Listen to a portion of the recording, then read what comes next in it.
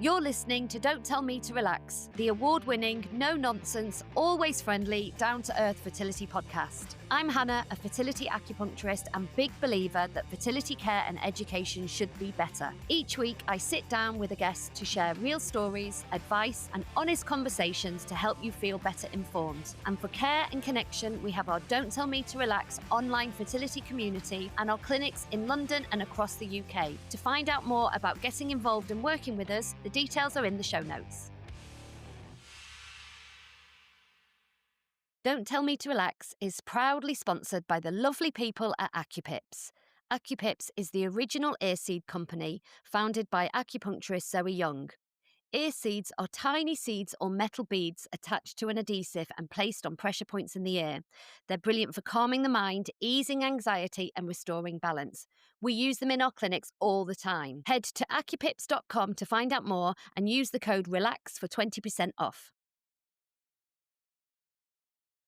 Hello and welcome to today's episode. Today we are discussing the concept of age in fertility, which is a really tricky and sensitive topic and one that is always present in the media, where we hear this real female bashing that women are leaving it too late to have children and that age is such a huge factor when it comes to fertility. So I am joined by lovely Louise Collier today, who is a traditional Chinese medicine practitioner, a functional medicine professional and an acupuncturist and herbalist, and a natural medicine guru to discuss this very topic. So Louise, welcome back, because this is your second time to the show. So thank you for coming back and joining us again. Thanks, Hannah. Actually, it might even be the third time, because we did a little group one, didn't we, recently? Yes, we did.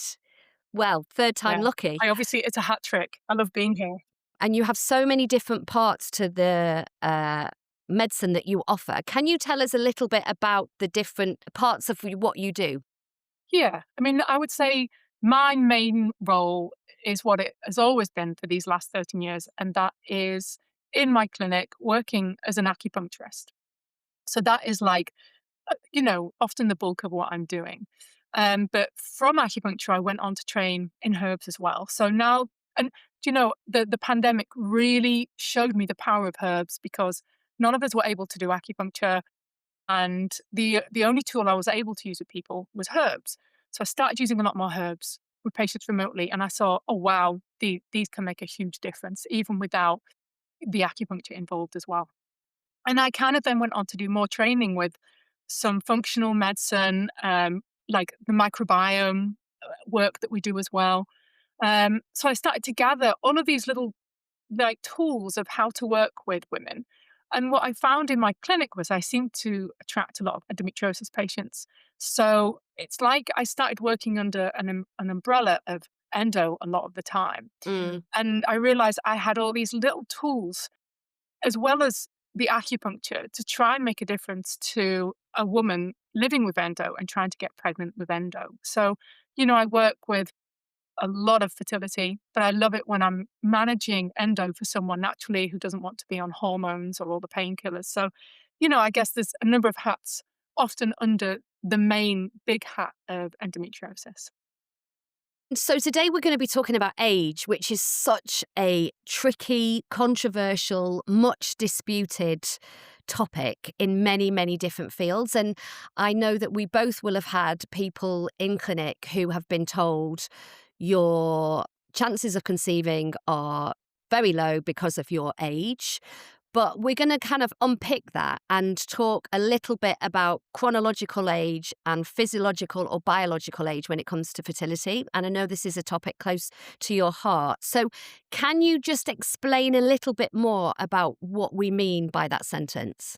Sure. So, I'm currently 43, which means chronologically, I'm 43 years old. Now, I try and live the very best life that I can, because in our role, we're often giving that advice to people. So I'll try and go to bed early. I will try and eat the best diet that I can. I probably take, way more supplements than the average person, treat myself with herbs, in the hope that my physiological age might not be 43. There are tests now that we can do, like your glycan age. I haven't done those, but You know, even though I know I'm chronologically 43, I want to try and, push like under that, if possible, long term health. Now, if I was living like I was in my 20s and I was maybe partying a bit too much, in the candle at both ends, not getting the amount of sleep I needed, not eating like the best diet that I could. It might be that my physiological age was more like 53, 63. Like I could have gained a decade by living a lifestyle that's a bit more inflammatory. So when we're thinking about our physiological age, it's like, well, what things are in place that might be helping to keep our bodies young, or what things might be aging us more than the year that we are? Mm. And so, how does this relate into a fertility picture? Because so many people are viewed as a number, aren't they? They're viewed as their age. Absolutely. And we get so many calls from people who are over 40 who are quite frankly feeling desperate, and often they'll ring up and they'll say, I will do anything that I possibly can, because they have been told by their clinic, you're too old, your chances are very low. Um, but we'll give it a go. And people are feeling really like their back is against the wall. What absolutely can I do? And so they go online, they search, and things like acupuncture, nutrition, herbs, all these things come up, and people go, you know what, I'm going to give it a try. But, but what does that kind of messaging do to people emotionally? And why is it so wrong?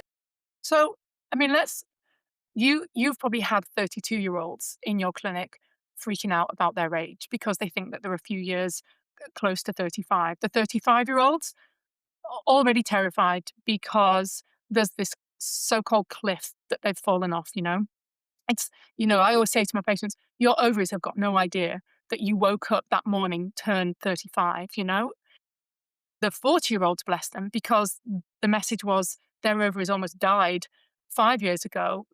They're almost given zero hope whenever they come into contact with anyone from, you know, conventional medicine. I've had consultants quote things at my patients like, "Oh, you've got a 4% chance of conceiving." So you internalize this that, well, I've only got a 4% chance. It's so, so low. You know, the IVF stats for women in their 40s, shocking as well. And I think that creates this nocebo kind of effect. So we think of placebo as, okay, we don't know if this thing's going to work for us, but just the belief in it will has a positive effect. I think consultants can give a nocebo effect where if you write a woman off and say oh, you've got a 4% chance, they immediately internalize that and go, oh, okay, that nocebo effect is I probably won't ever conceive then. Mm. And that in itself, can be a mental block to conception.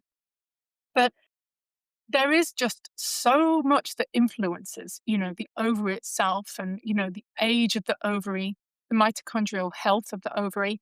When people come and see us for acupuncture, what we're doing is we're supporting really good blood flow to the ovaries. We're trying to improve the microcirculation of the ovary. We're getting all of that oxygenated blood to the ovaries.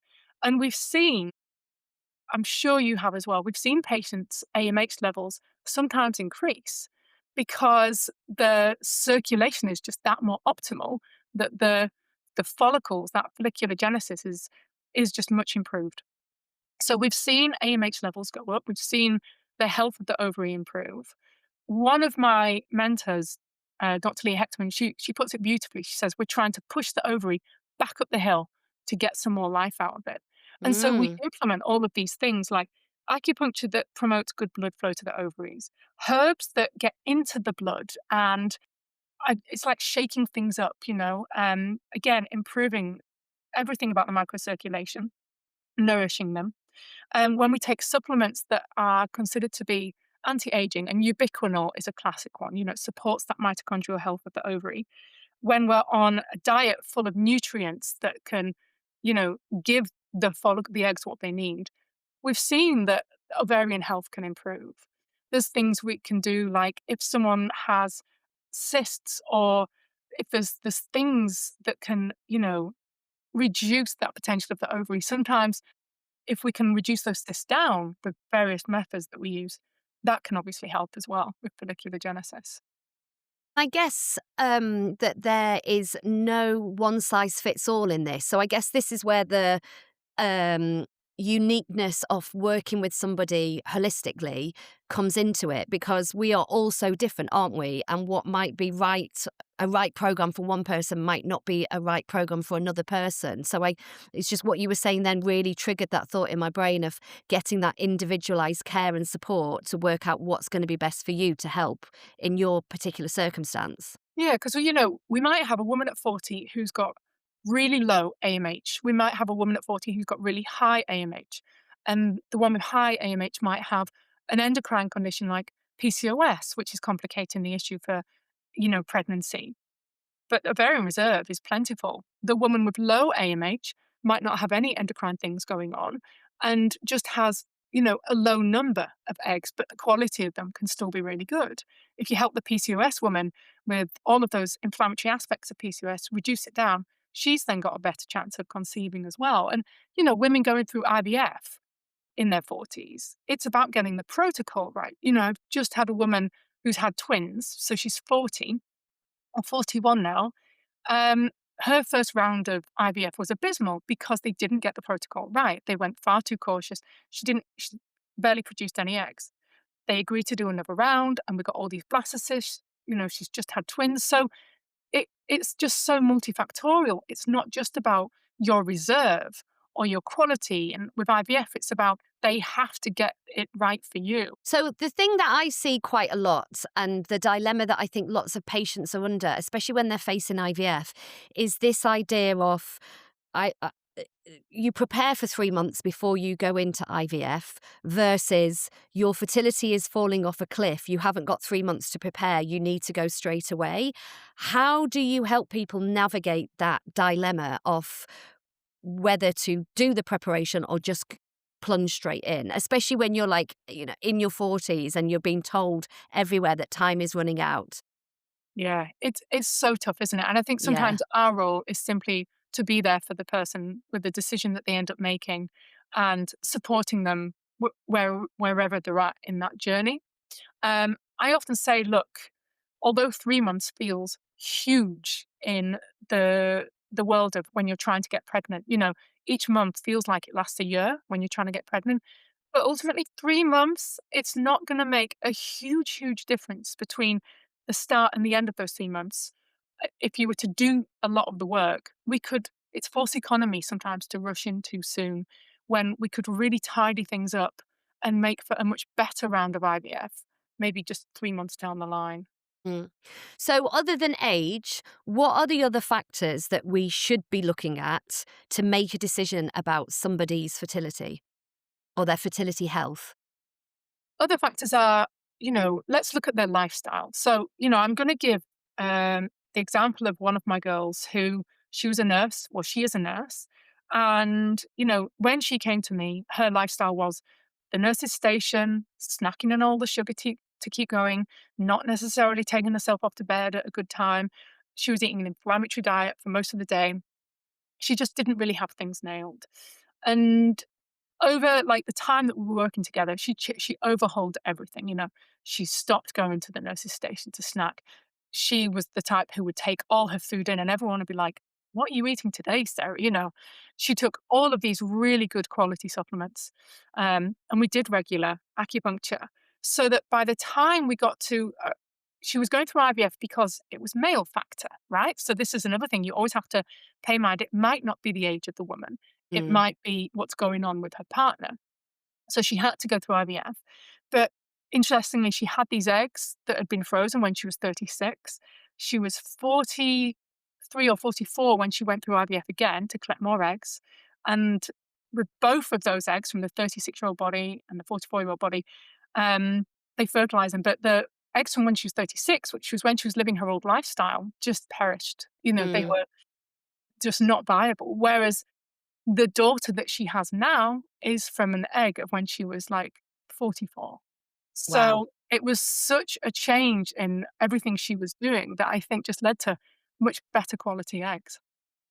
And what are the other aspects of lifestyle that you think are really important to this then? So when we're thinking about trying to not reverse aging, but limit aging, what other lifestyle factors are vital? Sleep is key.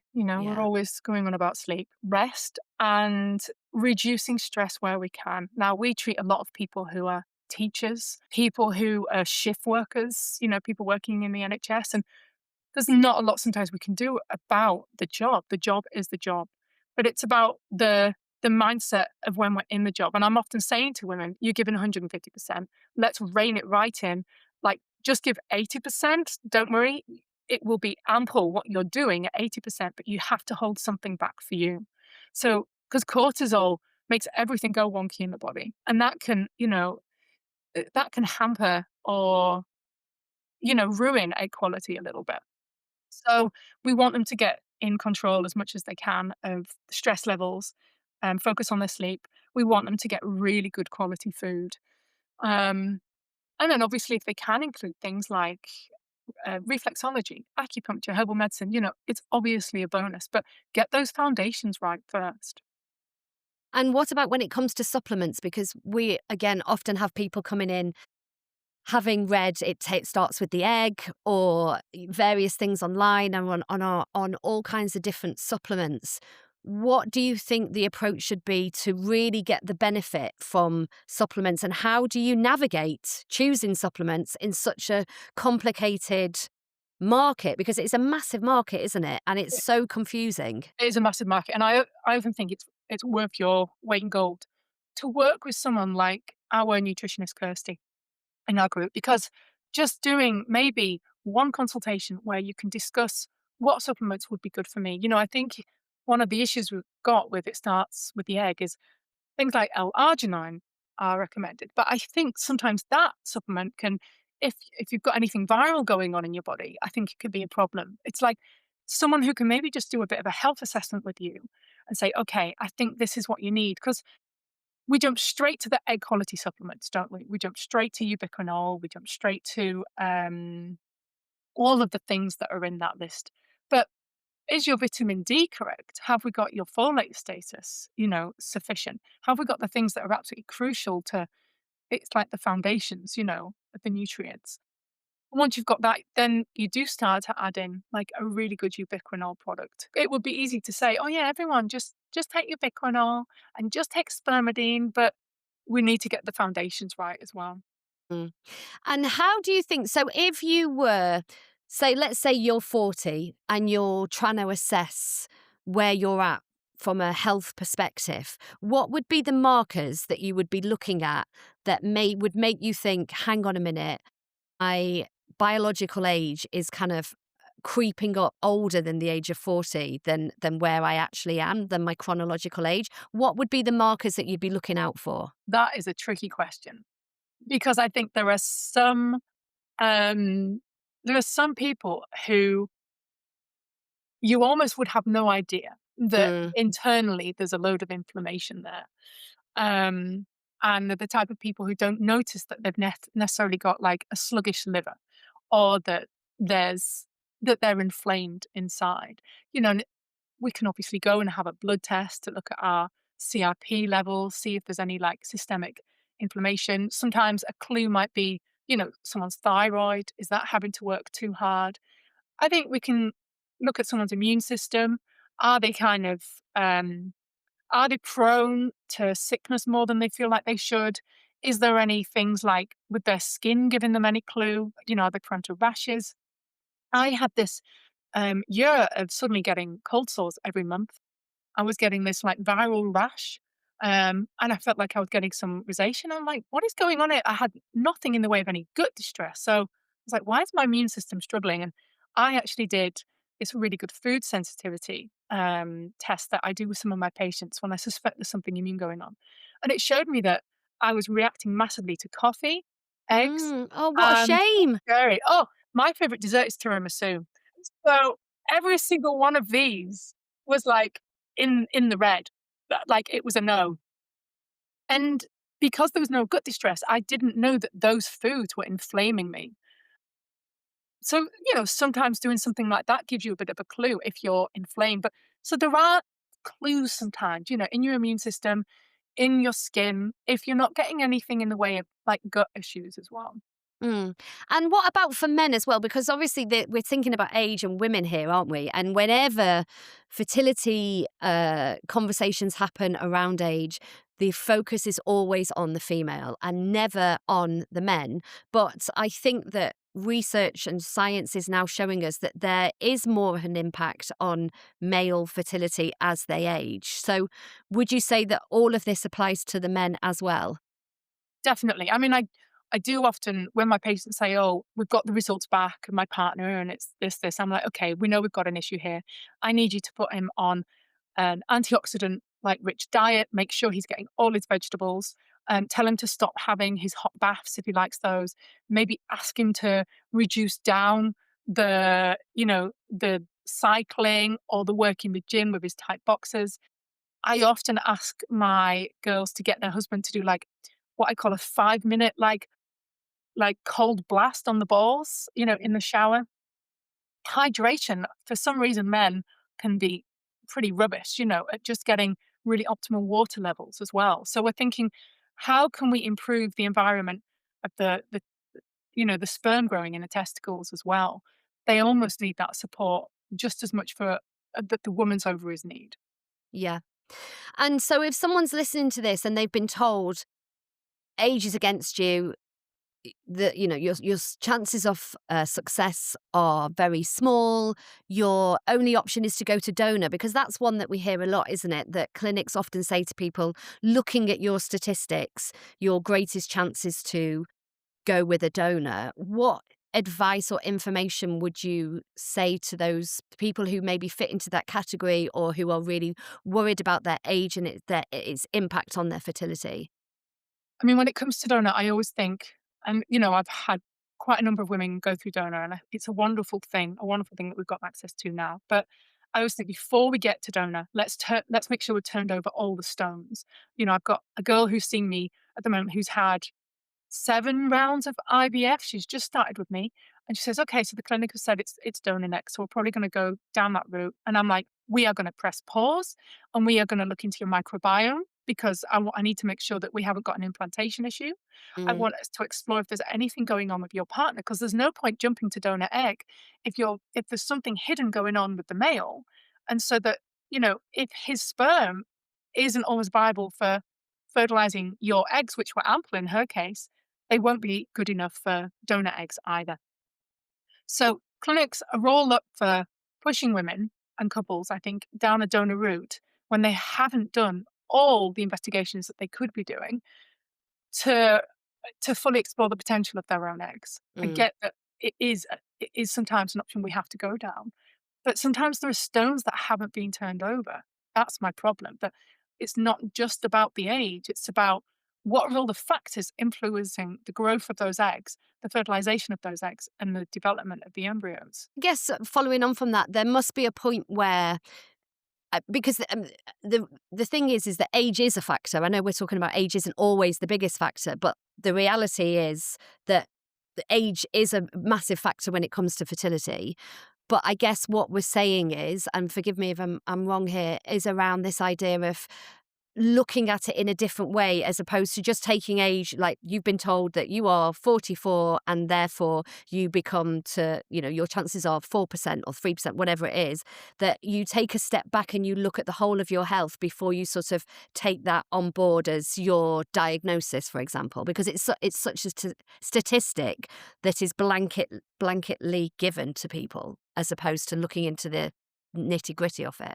Exactly. Like what we don't want is women immediately sealing themselves, like, "Oh, well, I'm 44 and I've been told it's just not really possible."